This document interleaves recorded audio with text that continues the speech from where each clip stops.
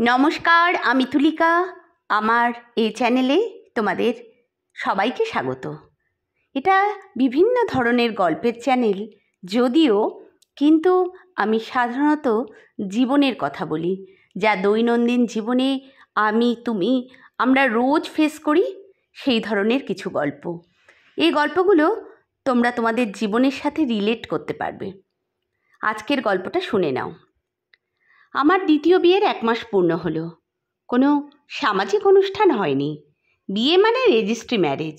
যাকে বিয়ে করেছি সে অবশ্য নামি দামি কোনো মানুষ নয়, একজন সাধারণ মানুষ।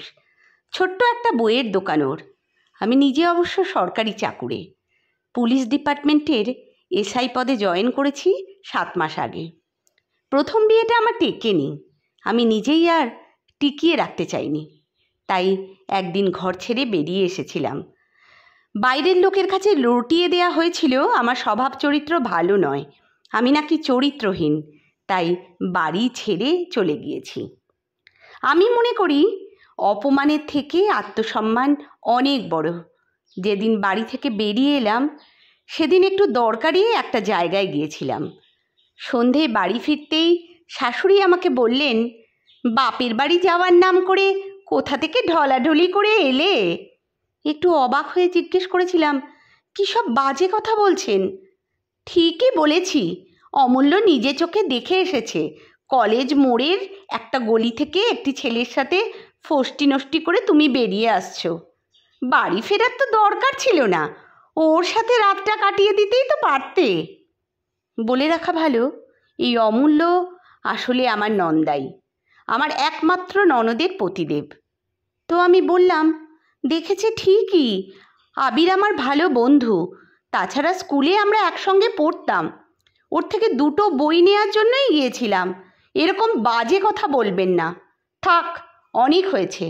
বাহানা দেখিয়ে আর কাজ নেই। ওসব আমার জানা আছে। পরপুরুষের সাথে ফুর্তি করে ঘরে আর ফিরলে কেন? বেশ্যাগিরি করতে হলে ঘর থেকে বেরিয়ে গিয়ে করো। এসব আমার বাড়িতে চলবে না। দুশ্চরিত্র একটা মেয়ে। রাগ সামলাতে না পেরে বললাম, মুখ সামলে কথা বলবেন। অনেক দিন ধরে সহ্য করছি, আর করব না। তা সহ্য করছো কেন? আমার ছেলের জীবনটা নষ্ট তো করেই দিয়েছ, এবার বিদেয় হও দেখিনি। শাশুড়ির এমন কথায় মুখ বুঝে মেনে নিতে না পেরে জবাবটা দিয়েছিলাম সেদিনই। এত খারাপ কথা কেউ বলতে পারে বলে আমার ধারণা ছিল না। অপমান আর সহ্য করতে পারিনি। তারপর সিদ্ধান্তটা নিয়েই নি, ওই বাড়িতে থাকলে একদিন শেষ হয়েই যেতাম। আমার স্বামী ছিল পুলিশ কনস্টেবল পদে কর্মরত। বিয়েটা আমার দেখাশোনা করেই হয়েছিল। আমাদের এক আত্মীয় আমার বিয়ের সম্বন্ধটা নিয়ে এসেছিলেন। উনি আমার বাবাকে বললেন, সরকারি চাকরি করা একটা ভালো ছেলে আছে, মেয়ের বিয়ে দেবে? বাবা শুনে বলেছিল, মেয়ে তো এখন পড়াশোনা করছে। ওই আত্মীয় হেসে বলেছিলেন, রাখো তো তোমার পড়াশোনা, বিয়ে তো দিতেই হবে। একটা সরকারি চাকরি করা ছেলে পাবে তো। তোমার তো সেরকম অবস্থাও ভালো না, একটা কানা করি কিছুই নেবে না। আমি তখন এমএসসি পড়ছি। কি জানি আমার বাবা তখন কি বুঝলো জানি না, আমার বিয়ে দেবার জন্য তোড়জোড় শুরু করে দিলেন। আমি রাজি ছিলাম না। পড়াশোনা কমপ্লিট হলো না, তার মধ্যেই বিয়ে।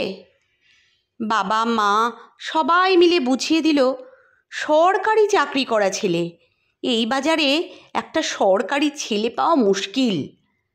মধ্যবিত্ত ঘরের বাবা মায়েরা ভাবেন মেয়ের বিয়ে দিয়ে দেয়া মানেই একটা নিশ্চিন্ত জীবনযাপন।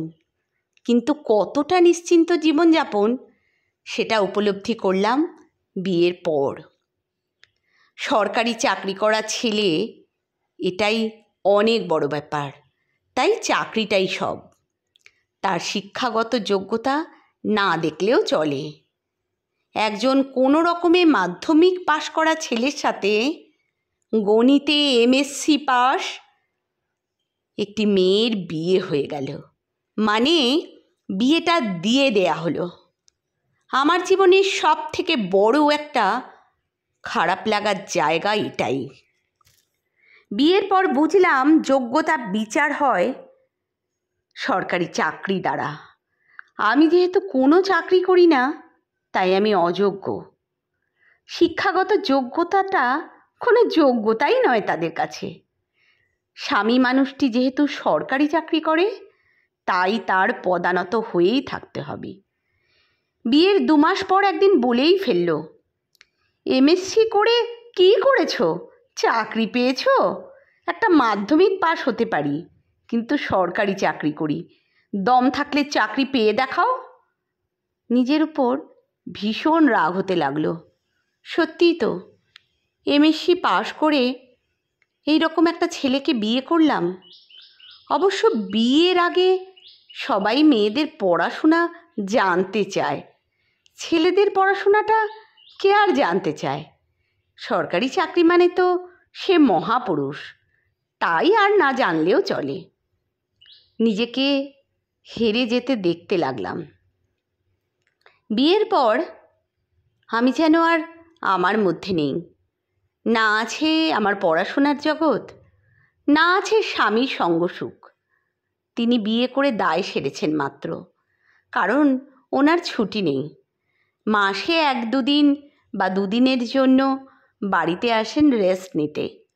তাছাড়া বাড়িতে মা একা থাকেন। বাড়িতে একটা লোকের প্রয়োজন, তাই বিয়েটা করেছেন। একদম দম বন্ধ করা জীবন আমার। স্বামীকে কিছু বলতে গেলেই বলতেন, জেনে শুনেই বিয়ে করেছো, তোমার বাহানা শোনার জন্য আমি তোমাকে বিয়ে করে নিয়ে আসিনি, আমাদের মতোই চলতে হবে। তবুও মেনে নিয়েছিলাম। এরপর যা ঘটল সেটা মেনে নেওয়া কঠিন হয়ে পড়ল। বিয়ের পর থেকেই দেখতাম বাড়িতে একজন মানুষের যখন তখন আগমন হতে লাগলো। ইনি আসলে আমার নন্দাই, অর্থাৎ অমূল্যবাবু, শাশুড়ি মায়ের বড় আদরের জামাই। নানা অছিলায় আমার ঘরে ঢুকে পড়তেন। স্বভাবটা হলো গায়ে হাত দিয়ে কথা বলা, যেটা আমার পছন্দ না।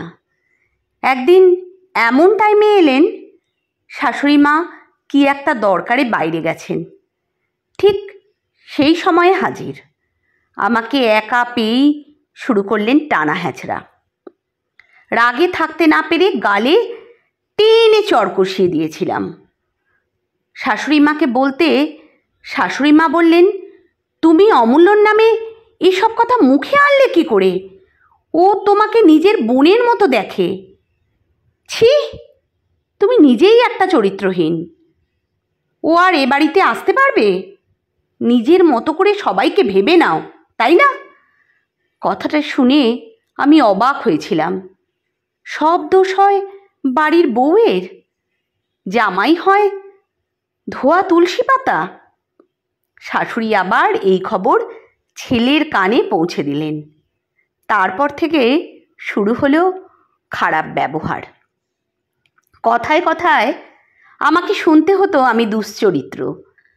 বাবা মায়ের ওপর ভীষণ রাগ হতে লাগলো।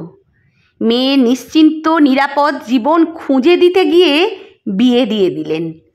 বুঝলাম মেয়েরা কোথাও নিরাপদ নয়। ঘরের 4 দেওয়ালটাও তাদের জন্য সুরক্ষিত নয়। সেখানেই থাকে হিংস্র দানবরা। একদিন বাড়িতে ভীষণ অশান্তি হয়। একদিকে আমি আর একদিকে বাড়ির সবাই। রাগে বাপির বাড়ি চলে যাই কদিনের জন্য। মাকে গিয়ে বলি, মা বলে ওরকম একটু আধটু হয়েই থাকে, মানিয়ে নিয়ে চলতে হয়। এখানে বেশি দিন থাকলে লোকে খারাপ ভাববে, তাই তুই ফিরে যা। বুঝলাম মেয়েদের বিয়ের পর বাপের বাড়িটা তাদের আর আস্তানা নয়। বাপের বাড়ি থেকে ফিরলাম। বাপের বাড়ি থেকে যেদিন ফিরছিলাম সেদিন আমার স্কুল লাইফের বন্ধু আবিরের সাথে সেদিনই দেখা হয়। আবিরকে সব কথা বলি সেদিন। আবির বলে, তুই চাকরির জন্য পড়াশোনা কর, আমি তোর পাশে আছি। তারপর থেকে লুকিয়ে পড়াশোনা শুরু করি এবং ঠিক করি বাপের বাড়ির সাথে আর কোনো যোগাযোগ রাখব না। বইপত্র বা টুকটাক কিছু দরকার পড়লেই বাপের বাড়ি যাবার নাম করে বেরিয়ে যেতাম। ইতিমধ্যে আমাকে আবিরের সাথে দেখে ফেলে এই অমূল্যবাবু। বাড়িতে এসে শাশুড়ি মাকে সেসব কথা জানিয়ে দেয়। তারপর থেকে অশান্তি চরমে ওঠে আরও। অবশেষে বাড়ি ছেড়ে বেরিয়ে আসি।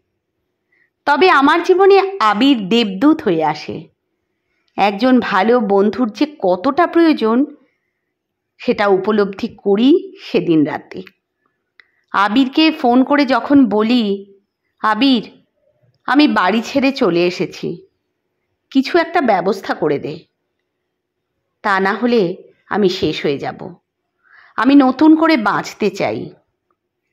আবির বলেছিল, সে না হয় ব্যবস্থা করে দিচ্ছি, তোর বাপের বাড়িতে ফিরে যেতে পারতিস তুই। যতদিন না নিজে প্রতিষ্ঠিত হচ্ছি ততদিন আমি কোথাও যাব না। বাপের বাড়ির সাথে আমি কোনো যোগাযোগ রাখতে চাই না। অবশেষে আবির ব্যবস্থা করে দেয় ওর পিসির বাড়িতে। পিসি বাড়িতে একাই থাকে। পিসির একটিমাত্র ছেলে, সে বিয়ে করে বাইরে থাকে। আবির পিসিকে বলতেই পিসিও এক কথায় রাজি হয়ে যায়। ভাবিনি পিসি এতটা ভালো মানুষ হবেন। পিসির যেহেতু মেয়ে নেই, ওই পিসি বলেন, আমার নিজের মেয়ে নেই, আমিও আজ থেকে একটা মেয়ে পেলাম। তারপর পিসির বাড়ি থেকেই ডিভোর্স ফাইল করি। আমাকে সব দিক থেকেই পিসি সহযোগিতা করেন। অবশেষে ডিভোর্স হয়ে যায়। চাকরির জন্য পড়াশোনা তো করছিলামই, শেষমেশ আমিও চাকরি পাই। পিসি এখন আমার মায়ের থেকেও বেশি। আমি কখন যে পিসির নিজের মেয়ে হয়ে গেছি বুঝতেই পারিনি। আমার ভালো মন্দ সব পিসির হাতে ছেড়ে দিয়েছি। পিসি যখন আমাকে বিয়ের কথা বলেছিল, আমি পিসিকে বলেছিলাম, ওটা তোমার দায়িত্ব, তুমি যেটা ভালো বুঝবে সেটাই করবে। বছর দুয়েক আগে একজনের সাথে পরিচয় হয়। ছেলেটি পিসির শ্বশুরবাড়ির দিক থেকে দূর সম্পর্কের এক আত্মীয়। ওর নাম সৌজন্য। আমাকে দেখে ওর ভালো লেগে যায়। আমারও খারাপ লাগেনি ওকে। পিসিকে সে কথা আমি জানাই। পিসি বলে, সৌজন্য খুব ভালো ছেলে, বাংলায় এমএ, চাকরি পায়নি, তবে বইয়ের দোকান করেছে। তোর পছন্দ থাকলে আমার অমত নেই। তবে আবিরও বলেছিল সৌজন্য ভালো ছেলে। পরে আস্তে আস্তে জেনেছিলাম সৌজন্য একজন ভালো মানুষ। জীবনে চলার পথে আমাকে আরও এক ধাপ এগিয়ে দিয়েছে সৌজন্য। সৌজন্য সরকারি চাকরি পায়নি, তাতে কি? একজন শিক্ষিত ভালো মানুষ হিসেবে সৌজন্য জীবনসঙ্গী হবার সব দিক থেকে উপযুক্ত। সরকারি চাকরি করা ছেলে মানেই যে সে ভালো মানুষ হবে এমনটা নয়।